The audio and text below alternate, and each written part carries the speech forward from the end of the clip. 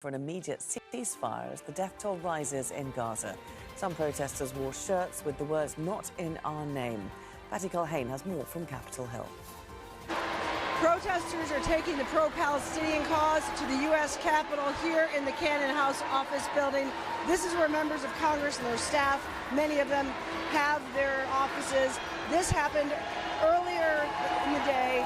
I'd say about 5 dozen, maybe 6 dozen activists wearing T-shirts that say "Not in our name," Jews say a ceasefire now, came into Cannon chanting. They knew they would be arrested. Now, this all started at a protest just a few blocks away earlier in the day. More than 1,000 people of really all faiths came out.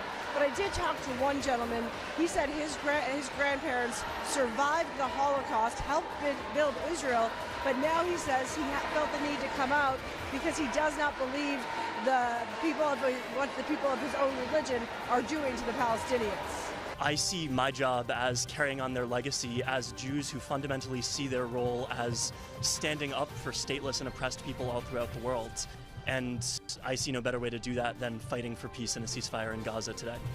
Now, as we take one more look as the crowd, as they start to get arrested one by one, being put in zip ties, this is going to be a misdemeanor. They're unlikely to face any sort of jail time. They'll probably pay a fine.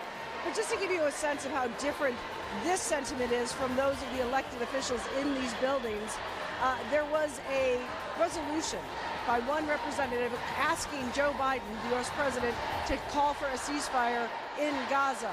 In all, 13 members of Congress agreed. Make sure to subscribe to a channel to the latest news from RDZ World News.